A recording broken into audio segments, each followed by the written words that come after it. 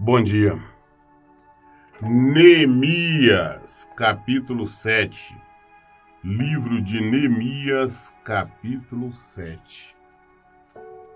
Depois que o muro foi reconstruído e que eu fixei os batentes, as portas no lugar, foram indicados os porteiros responsáveis, cantores e os levitas.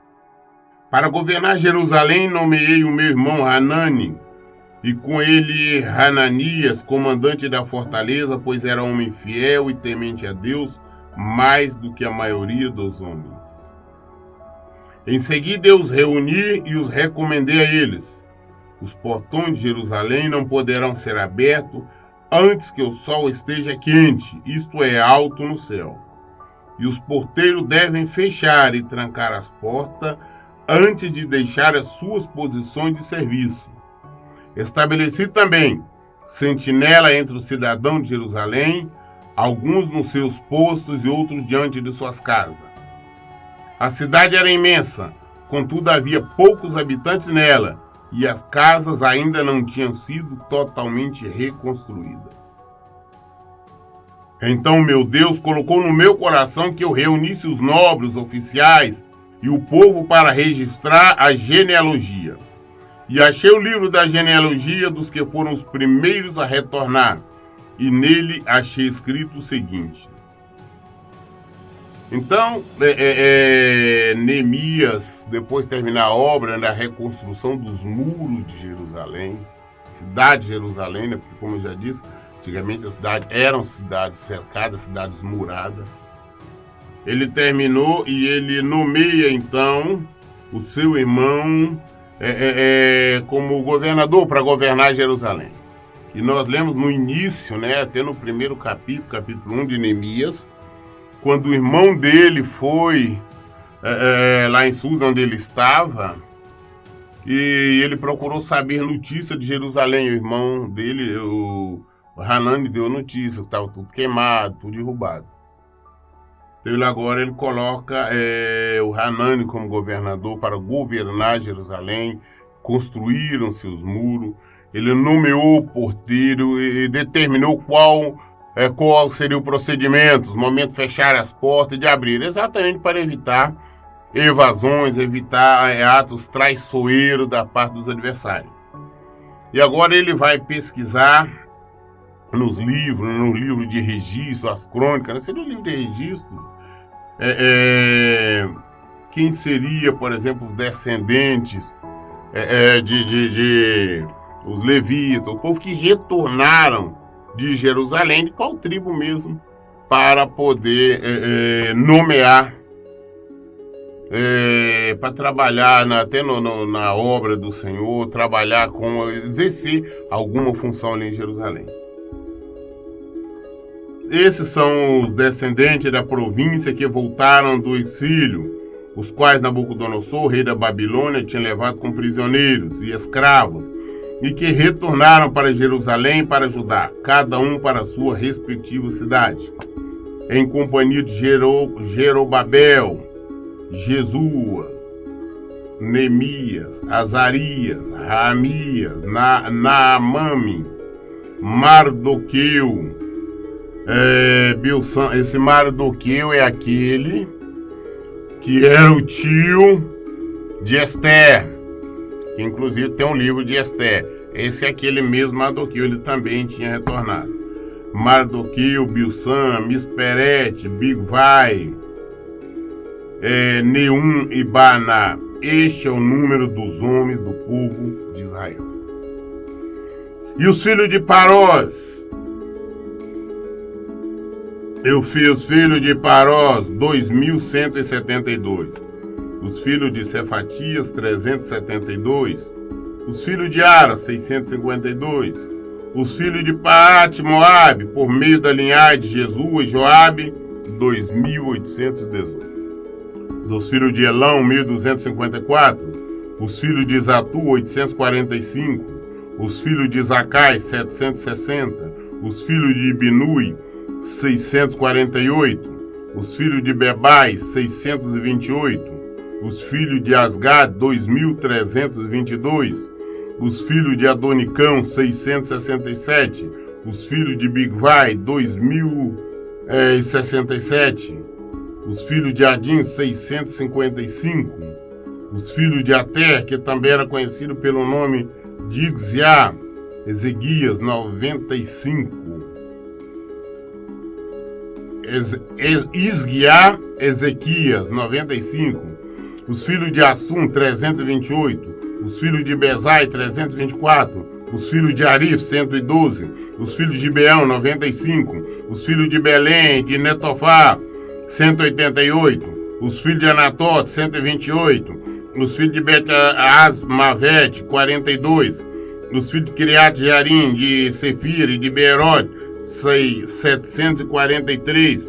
Os filhos de Ramá e Jeba, 621. Os filhos de Micmas, 122. Dos filhos de Betel, Iai, 123. Os filhos de outro Nebo, 52. Os filhos de outro Elão, 1254. Os filhos de Arim, 320. Os filhos de Jericó, 345. Os filhos de Lod, de Adid e de Ono, 721. Os filhos de Senaá, 3.930. Os sacerdotes, os descendentes de Jedaias, por meio da família de Jesua, 973. Os filhos de Emer, 1052. Os filhos de Passu, 1247. Os filhos de Arim, 1017. Os levitas, os descendentes de Jesua, por intermédio de Gadmiel, da linhagem de Odevá, 74. Os cantouros, descendentes de Asaf, 148. Os porteiros, descendentes de Salum, Até, Talmum, Acuba, Atita e Sobai, 138. Os servidores do templo, os descendentes de Zia, Assufa e Taboate. Os filhos de Quero, Sai, Padum. Os filhos de Leban, Agaba, Salmai. Os filhos de Anã, Gidel, Gaá. Os filhos de Recai, Rezim, Necoda. Os filhos de Gazão, Uzá, Passeia. Bessai, Meunim, Nefusim, Baquebuque, Acufa, Arur, Baslide, Meida, Arsa, Barcos, Cícera, Tamar, Nestas e Atitas. Os descendentes do servo de Salomão, os filhos de Sotai, Soferete, Périda, Jaala, Dalcon, Gidel, Cefatias, Atil, Poquerete, Azebaim e Amon. O servo do templo, os filhos do servo de Salomão, 392. Aos que chegaram da cidade Tel, Melá, Tel, Assá, Queruv, Adom, Imer, no entanto, não conseguiram provar que suas famílias eram de fato descendentes de Israel. Os filhos de Delaias, Tobias, Necoda, 642. E dentre os grupos dos sacerdotes, os descendentes de Ebaias, Acós e Barzilai, homem que desposou uma filha de Barzilai de Gileade, que era chamado por este nome. Estes procuraram seus registros entre o que estava escrito nos documentos genealógicos, mas não conseguiram encontrar. Consequentemente, por serem considerados impuros, tiveram que ser sumariamente excluídos do sacerdócio. Então foi feito através da pesquisa, seria o equivalente ao registro civil nosso hoje, todas aquelas pessoas, todas aquelas famílias que retornaram então da Babilônia lá, todos aqueles que retornaram para Jerusalém, confirmando realmente se eram da família das tribos de Israel para poder exercer algum cargo no sacerdócio. Então aqueles que não foram encontrados esses registros foram impedidos, foram sumariamente impedidos de exercer qualquer atividade na casa do Senhor, no templo do Senhor. E o governador ordenou-lhe que não comesse dos alimentos sagrados enquanto não houvesse um sacerdote para consultar o Urim e Tumim. A soma total dos registrados foi de 42.360 homens, além dos seus 7.337 servos e servas. Havia entre eles 245 cantores e cantoras, Possuía ainda 736 cavalos, 245 mulas, 435 camelos e 6.720 jumentos.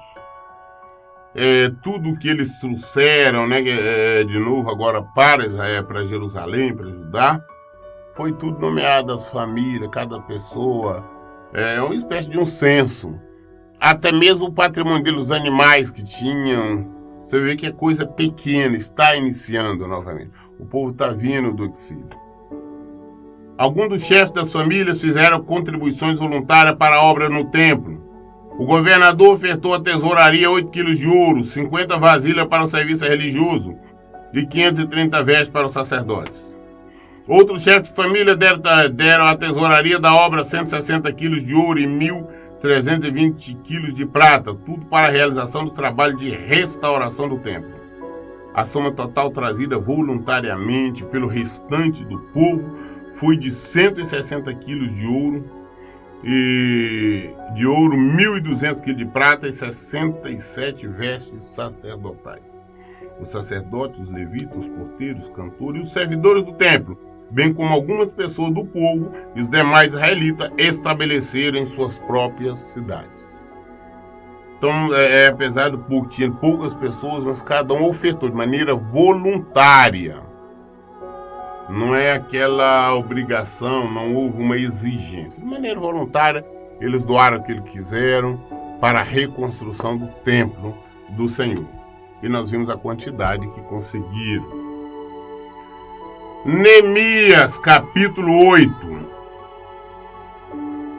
Então, como se fosse uma só alma, todo o povo reuniu na praça central diante do portão das águas e rogaram a Esdra, o escriba e mestre, que trouxesse o livro de Torá, a lei de Moisés, que Deus, o Senhor, dera a Israel. E assim, no primeiro dia do 7º mês, o sacerdote Esdra trouxe a Torá, a lei, e apresentou diante de toda a congregação, que era composta de homens, mulheres, crianças e todos que podiam entender a leitura. Ele leu a Torá, lei com grande voz, de frente para a praça, em frente ao portal das águas, na presença de todos os homens, mulheres e crianças que já tinham idade para compreender. A esquadra, o mestre, estavam posicionados sobre uma plataforma elevada de madeira, construída especialmente para a ocasião. A seu lado à direita estava Matitias, Sema, Anaías, Urias, Ilquias e Maacéias. E à esquerda colocaram-se Pedaia, Misael, Malquias, Assum, Asbadana, Zacarias e Messulão. Então, do alto do palanque, Esdra abriu a Torá diante de todo o povo, e todos podiam vê-lo perfeitamente. E assim que abriu o livro, todo o povo se colocou em pé em sinal de reverência. Em seguida, Esdra louvou a Deus, o grande Deus, e todo o povo ergueu as mãos e respondeu a uma só voz: Amém, amém, e assim seja. É verdade. Então eles adoraram a Deus, o Senhor, prostrado com as faces encostadas no chão. Os levitas, Jesua, Bani, Serebias, Jamim, Acube, Sabetai, Odias, Maacéia, Quelita, Arias, Josabade, Anã e Pelaias orientaram a população quanto à aplicação da lei na vida diária, e todos permaneceram ali.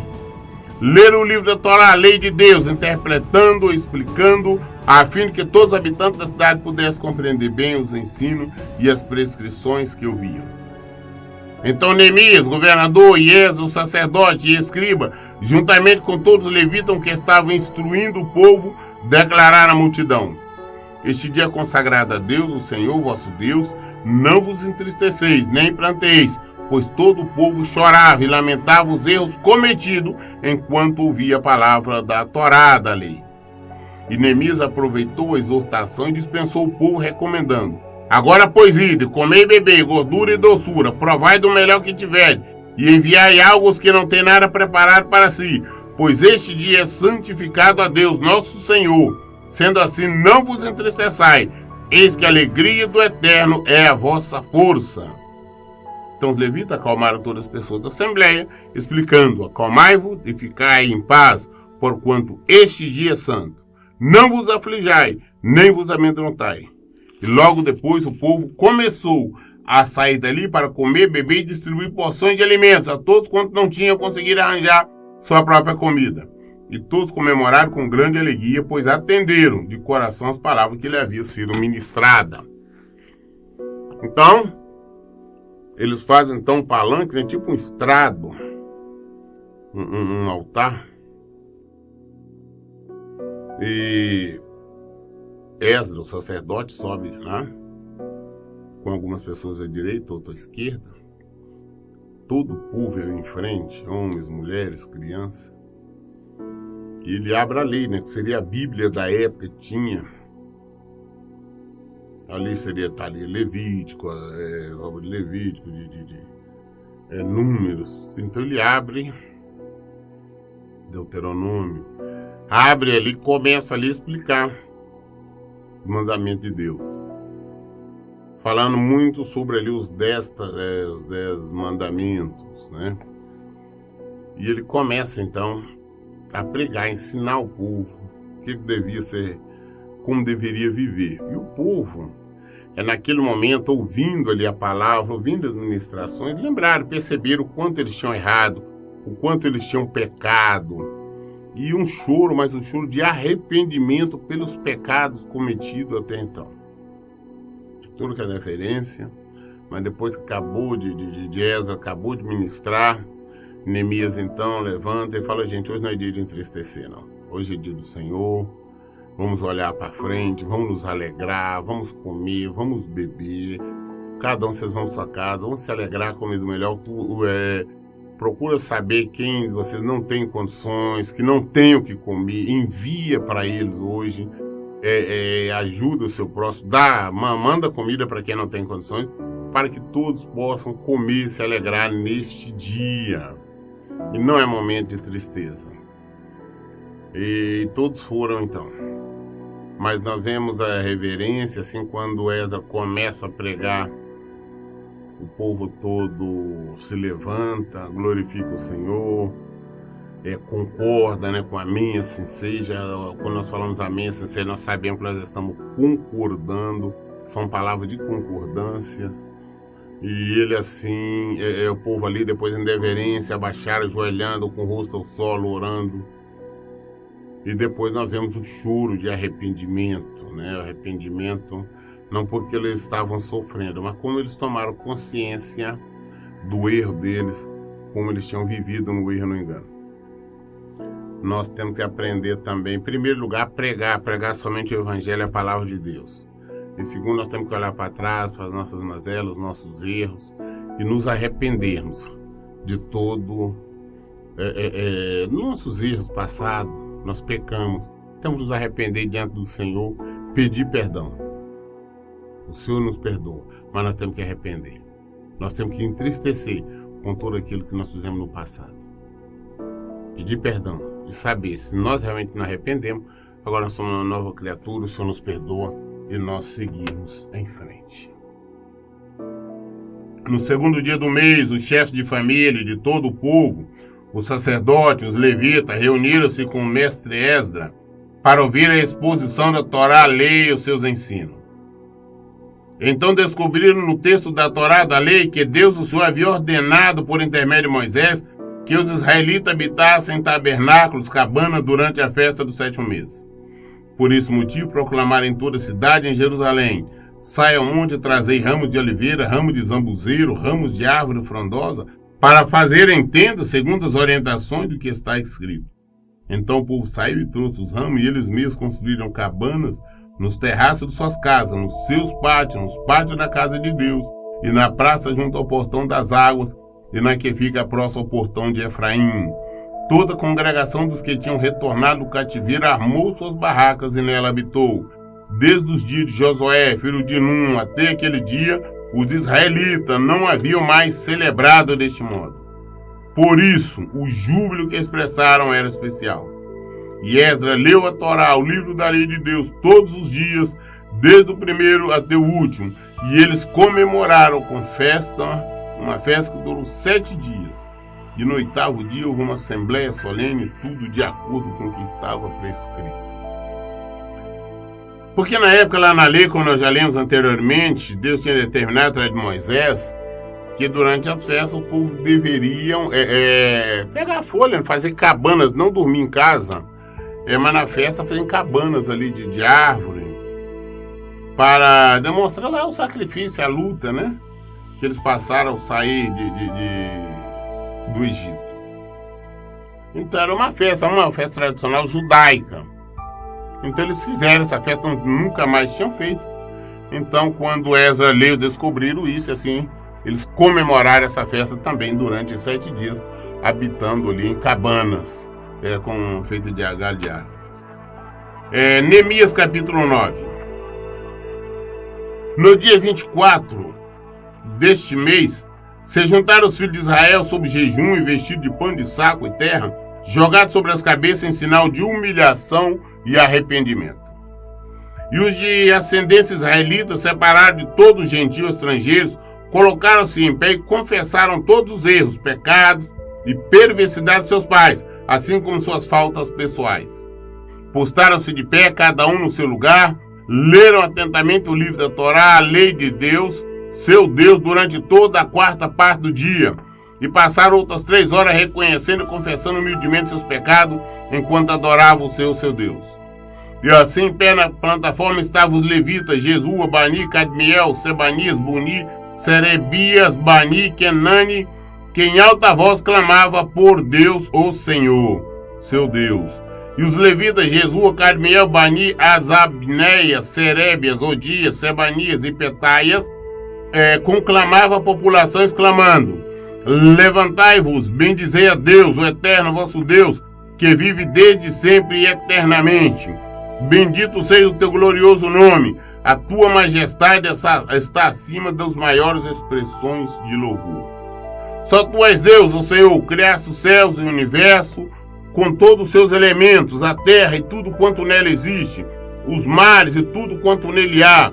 E tu concedes o dom da vida a todos os seres, e os exércitos do céu te adoram continuamente.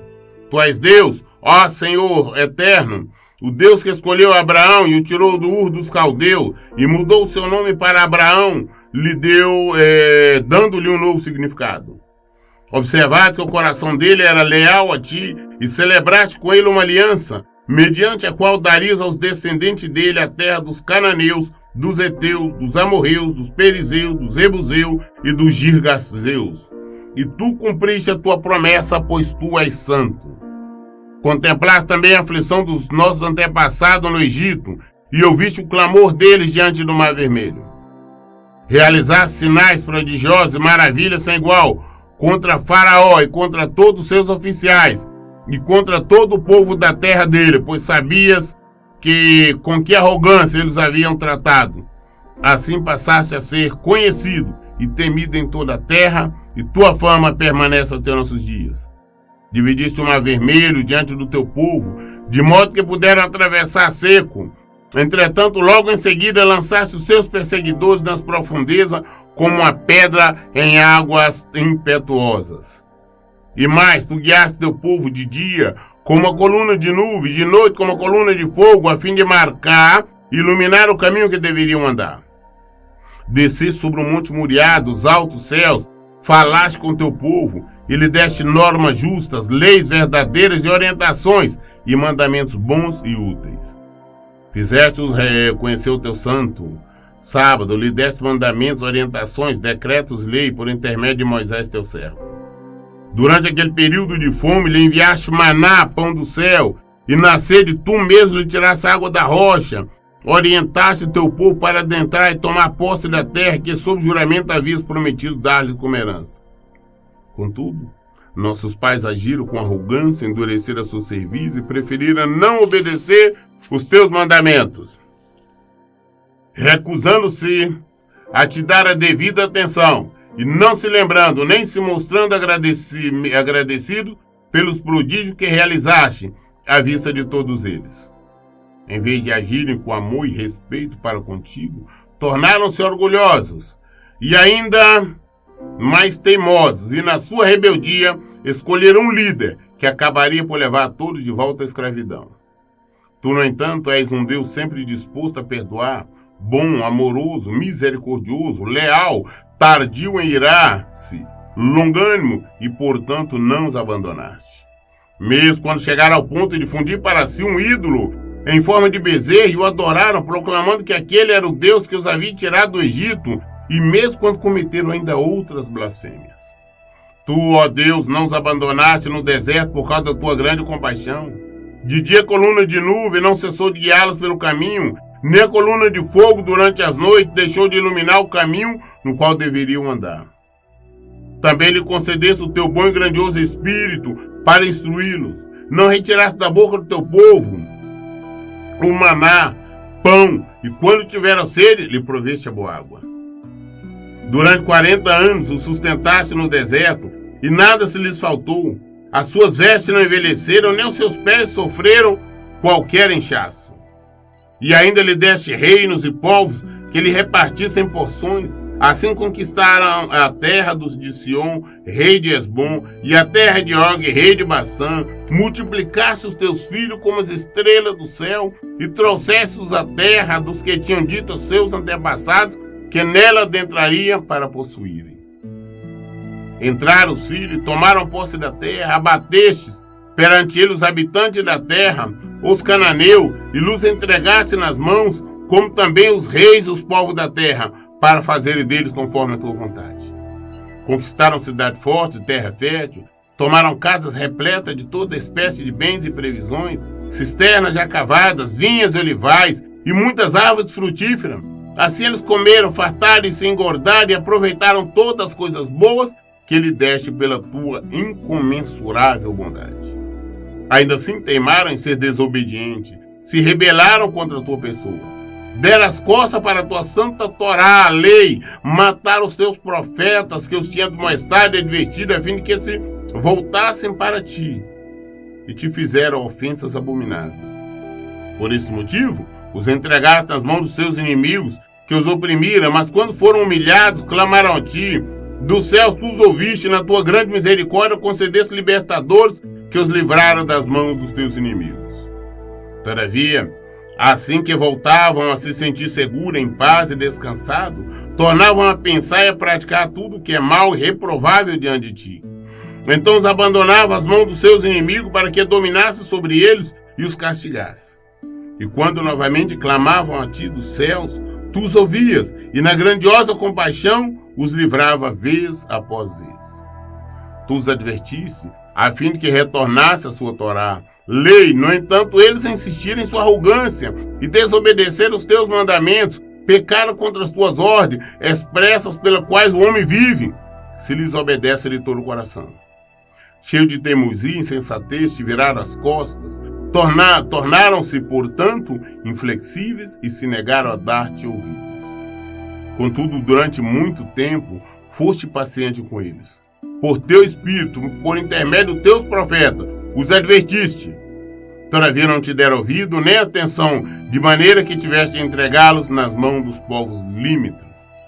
Graças, porém, à tua grandiosa misericórdia, não os destruíste por completo, pois és Deus bondoso e generoso. Agora, pois, nosso Deus, ó Deus, portentoso, amoroso, justo, temível, leal à tua aliança e misericórdia, não fiques indiferente a toda a aflição que se abateu sobre nós, sobre os nossos reis, sobre os nossos líderes, sobre os nossos sacerdotes, sobre os nossos profetas, assim sobre os nossos antepassados e sobre todo o teu povo, desde a época dos monarcas da Síria até nossos dias. Em tudo o que nos sobreveio, agiste com todo amor e justiça. Procedeste com lealdade para conosco, mesmo quando fomos infiéis a ti. Nossos reis, chefes, comandantes, líderes, sacerdotes, nossos pais, não seguiram o que ensina a tua santa lei, mas escolheram ouvir e obedecer os teus mandamentos, não escolheram ouvir e obedecer os teus mandamentos nem as tuas admoestações, advertência que claramente lhe comunicaste. Mesmo quando estavam no reino deles, desfrutando da tua grande amabilidade, na terra espaçosa e fértil, que lhe entregaste, eles não te serviram, nem abandonaram os teus maus hábitos e caminhos enganosos. Eis que hoje estamos uma vez mais escravos da própria terra que concedeste os nossos antepassados, para usufruir dos seus frutos e de todas as boas dádivas que brotam da terra. por causa dos nossos pecados, a sua abundância valiosa, produção agora, e a entrega aos reis que colocar sobre nós. Eles mandam sobre a vida de cada um de nós, e são proprietários de nossos bens e rebanhos. Agem como bem lhe parece, e nossa humilhação e tristeza não têm limites. Considerando, portanto, tudo isso, decidimos estabelecer um pacto por escrito e assinado por nossos príncipes, líderes, assim como por nossos levitas e sacerdotes. É uma oração, é um pacto que se faz com Deus, povo de Israel. Agora, eles ali, no dia 24 do mês, reuniram e fez esta oração. Reconhecendo, nós vemos que é um diálogo, onde eles lembram desde o início, desde quando Deus os tirou do Egito, tudo o que passou, o que aconteceu, as inúmeras vitórias deles, mas as desobediências, as rebeldias, o porquê que eles foram cativeiro, o porquê do sofrimento, um reconhecimento. Eles não estavam se eximindo das culpas, estavam mostrando a Deus realmente que sabia a culpa deles, dos antepassados, e por que eles estavam naquela situação. Mas estavam clamando por um novo pacto, uma nova aliança com o Senhor, onde estão prometendo, mais uma vez, seguir e obedecer a Deus. Vamos ver, como nós temos visto, eles fizeram várias alianças com o Senhor, e todas elas foram quebradas. Por isso eles iam para o cativeiro. E fizeram mais essa. Mas o importante é que nós devemos ver que esta oração que ele fez é uma oração de reconhecimento dos seus erros, dos seus pecados, assumindo as suas culpas, se arrependendo e prometendo seguir o Senhor, andar nos caminhos dele, viver de acordo com a palavra dele. É isso que nós devemos fazer. Assumir nossos erros, assumir as nossas culpas, reconhecer diante do Senhor e procurar fazer o que é certo. Nós lemos hoje o livro de Neemias, capítulo 9, encerramos. Querendo Deus, amanhã nós vamos iniciar no capítulo 10. Por isso, meu amigo, as respostas, tudo nós queremos saber está na Bíblia. Por isso, em todo o tempo eu digo, leiam e pratiquem a Bíblia. Que Deus abençoe. Tenha um bom dia.